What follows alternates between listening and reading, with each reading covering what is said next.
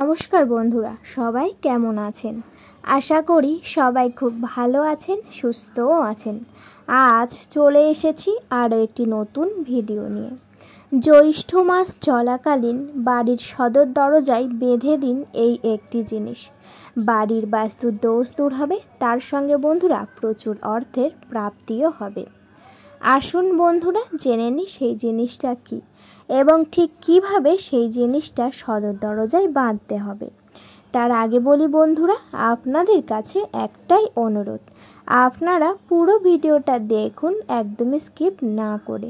আর হ্যাঁ বন্ধুরা, আপনারা যারা যারা আমার চ্যানেলে নতুন অবশ্যই করে চ্যানেলটিকে সাবস্ক্রাইব করে পাশে থাকবেন। বন্ধুরা, সদর দরজা হচ্ছে যে দরজা দিয়ে বাড়ির মধ্যে শুভ শক্তি বা অশুভ শক্তি কিন্তু প্রবেশ করে। সেই সদর দরজার সামনে যদি এই জিনিসটি বাঁধা থাকে তাহলে কিন্তু অবশ্যই করে শুভ শক্তি বাড়ির মধ্যে প্রবেশ করবে। সবাই চায় সবার বাড়িতেই সর্বদাই শুভ শক্তির আগমন ঘটুক, বাড়িতেই সর্বদাই মা লক্ষ্মী বিরাজমান থাকুক। কিন্তু কিছু কিছু ভুলের কারণে বা কিছু কিছু ভুলবশত কারণে সবসময় কিন্তু বাড়ির মধ্যে অশুভ শক্তি রয়ে গেছে। সেই জন্যে বন্ধুরা সদর দরজাতে এই জিনিসটি বেঁধে রাখতে হবে, তাহলেই কিন্তু সর্বদাই বাড়ির মধ্যে শুভ শক্তি বিরাজমান থাকবে। বন্ধুরা, এই টোটকাটি বা এই নিয়মটি যদি জ্যৈষ্ঠ মাসে মানতে পারেন তাহলে কিন্তু আপনাদের অনেক ভালো হবে। তার সাথে সাথেই মা লক্ষ্মীর আশীর্বাদও পাবেন। সেই জন্য বন্ধুরা এই জ্যৈষ্ঠ মাসে এই কার্যটি করতে হবে। সব থেকে প্রথমেই যে কাজটি করতে হবে তা হচ্ছে বন্ধুরা, অনেক সকালবেলা অর্থাৎ ব্রহ্ম মুহূর্তে ঘুম থেকে উঠে যাবেন। তারপরে ঘুম থেকে উঠে গিয়ে কিন্তু আপনারা সূর্য উদয় দেখবেন এবং বিছানাতে বসেই কিন্তু মা লক্ষ্মীর নাম স্মরণ করে নেবেন। তারপরে কিন্তু আপনাদের বাড়িতে থাকা নানান রকমের বাসি কাজকর্ম একেবারেই করে নেবেন। যখনই বাসি কাজকর্ম একেবারেই করা হয়ে যাবে আপনারা অবশ্যই করে কিন্তু বাড়িঘর পরিষ্কার করে নেবেন। কারণ বন্ধুরা, বাড়ি যদি পরিষ্কার পরিচ্ছন্ন থাকে তবেই কিন্তু বাড়ির মধ্যে কোনোভাবেই অশুভ শক্তি প্রবেশ করতে পারবে না। এছাড়াও বন্ধুরা, বাড়ি সর্বদাই পরিষ্কার থাকা মানেই হচ্ছে শরীর স্বাস্থ্য ভালো থাকবে।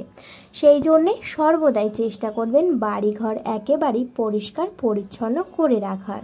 বন্ধুরা, যখনই বাড়িঘর একেবারেই পরিষ্কার করা হয়ে যাবে তারপরে কিন্তু অবশ্যই করে চলে যাবেন আপনাদের বাড়ির সদর দরজার সামনে বা মেন গেটের সামনে। সদর দরজার সামনে গিয়ে কিন্তু সব থেকে প্রথমেই সদর দরজাটা ভালো করে পরিষ্কার করে নেবেন। অনেক সময় কি হয় বন্ধুরা, সদর দরজার উপরের দিকে অনেক সময় মাকড়সার জাল থাকে, এছাড়াও ইত্যাদি আবর্জনা নোংরা সবসময় কিন্তু থাকে।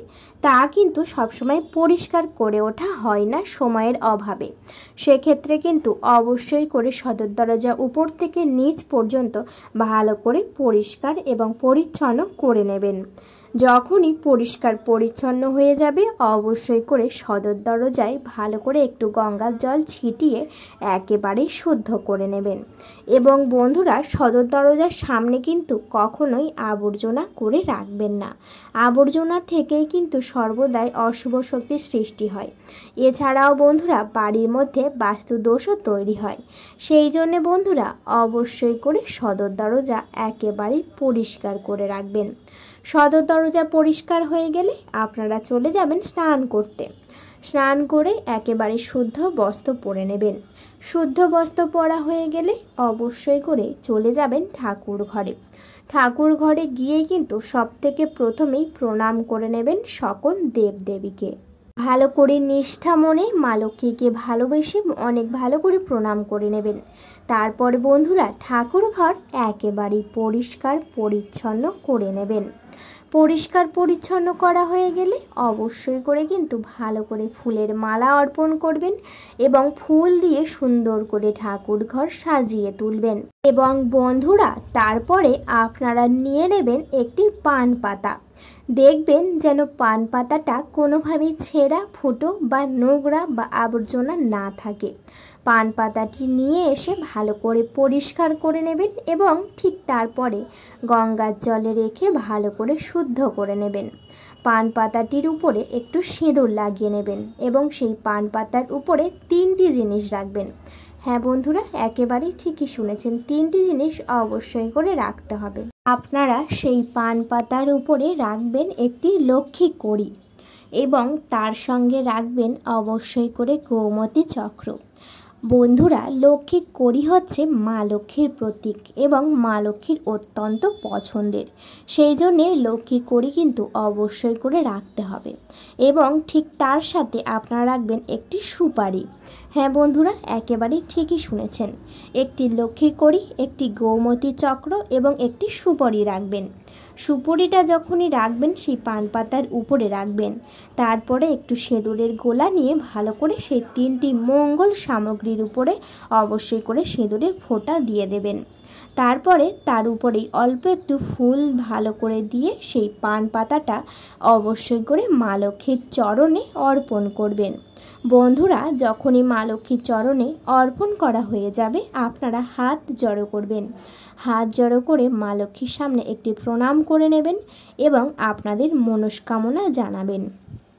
তারপরে বন্ধুরা, আপনারা অবশ্যই করে নিত্যদিনের পূজা যেমন করেন অর্থাৎ ভোগ নিবেদন করেন তেমনভাবেই ভোগ নিবেদন করবেন। ভোগ নিবেদন করা হয়ে গেলে আপনারা ভালো করে প্রদীপ জ্বালিয়ে পূজা সম্পূর্ণ করে নেবেন।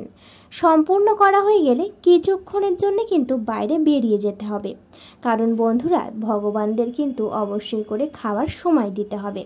কিছুক্ষণ পরে আবার চলে যাবেন ঠাকুর ঘরে। ঠাকুর ঘরে গিয়েই ঠাকুর ঘরটা খুলে অর্থাৎ দরজা যখনই বন্ধ করে এসেছেন সেই দরজাটা খুলবেন।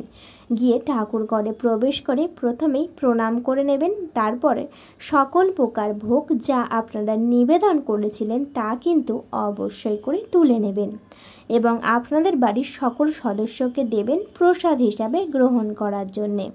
এবং বন্ধুরা, আপনারাও কিন্তু প্রসাদ হিসাবে সেই ভোগ গ্রহণ করবেন।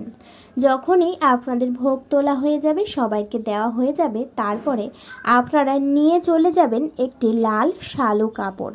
বন্ধুরা, সর্বদাই কিন্তু পুজোর কাজেই কিন্তু লাল কালারটা অর্থাৎ লাল রঙটা অত্যন্ত ভালো, সেই জন্যে বন্ধুরা আপনারা কিন্তু লাল রঙের একটি শালু কাপড়ের টুকরো নিয়ে যাবেন এবং সেই লাল শালু কাপড়ের উপরে ভালো করে একটু গঙ্গার জলে ছিটিয়ে দেবেন, যাতে লাল শালু কাপড়টা একেবারে শুদ্ধ হয়ে যায়। লাল শালু কাপড়টা দেখবেন যেন কোনো দিক থেকে ছেঁড়া না হয়।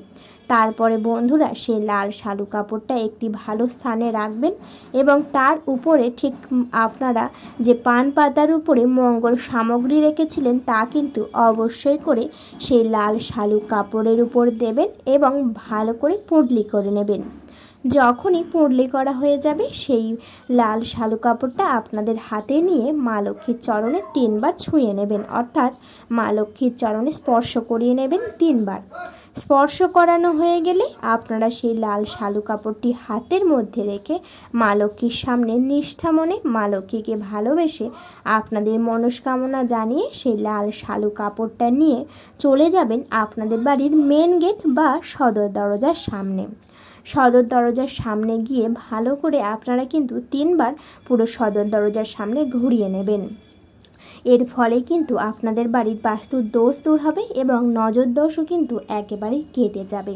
তারপরে বন্ধুরা সেই লাল শালু কাপড়টা নিয়ে আপনাদের বাড়ির সদর দরজা বা মেন গেটের ঠিক উত্তর দিকটা, হ্যাঁ বন্ধুরা একেবারেই ঠিকই শুনেছেন, উত্তর দিকে অবশ্যই করে বেঁধে দেবেন এক কোণে। সেই কোণে বেঁধে দেবেন, দেখবেন যেন কারোর নজর ঠিকভাবে সেই দিকে না যায়। যদি যায় তাতে কোনো অসুবিধা নেই, কিন্তু এমনভাবে বাঁধবেন যাতে কারোর নজর না পড়ে। তারপরে বন্ধুরা বাঁধা হয়ে গেলে কিন্তু বুঝতে পারবেন আপনার বাড়ির সকল প্রকার অশুভ শক্তি বাইরে বেরিয়ে যাবে, কারণ বন্ধুরা সেই পুঁটলির মধ্যেই কিন্তু মা লক্ষ্মীর অত্যন্ত পছন্দের লক্ষ্মী কড়ি আছে, যার নামের প্রথমেই লক্ষ্মী কথাটি রয়েছে। সেই জন্যে মা লক্ষ্মী কিন্তু আপনার বাড়ির মধ্যে কোনো নেগেটিভ এনার্জিকে প্রবেশ করতে দেবে না, সর্বদাই বাড়ির মধ্যে পজিটিভ এনার্জি কিন্তু থাকবে। এছাড়াও আপনাদের সংসারেও বন্ধুরা অনেক উন্নতি হবে। এই কাজটা কিন্তু বন্ধুরা জ্যৈষ্ঠ মাস চলাকালীন করবেন। জ্যৈষ্ঠ মাস কিন্তু অত্যন্ত শুভ মাস। সেই জন্য বন্ধুরা একটু সময় বার করে এই জ্যৈষ্ঠ মাস চলাকালীন করবেন, অনেক কাজ দেবে। এই কাজটি বন্ধুরা অনেক বিশ্বাস মনে করতে হবে, তবেই কিন্তু আপনারা এর ফল পাবেন, না হলে কিন্তু পাবেন না। এবং মা লক্ষ্মী কিন্তু অনেক রুষ্ট হবেন। সেই জন্যে মা লক্ষ্মীকে ভালোবেসে অবশ্যই করে এই কাজটি করবেন বন্ধুরা। তো বন্ধুরা ভিডিওটা এই পর্যন্ত। ভিডিওটি যদি ভালো লেগে থাকে অবশ্যই করে ভিডিওতে লাইক করবেন, শেয়ার করবেন এবং সাবস্ক্রাইব করে পাশে থাকবেন। আজকের মতো আমি বিদায় নিলাম। সবাই খুব ভালো থাকবেন, সুস্থ থাকবেন। সবাই একবার মা লক্ষ্মীকে ভালোবেসে কমেন্টে লিখে যাবেন জয় মা লক্ষ্মীর জয়। আপনাদের সকলকে জানাই অনেক অনেক ধন্যবাদ।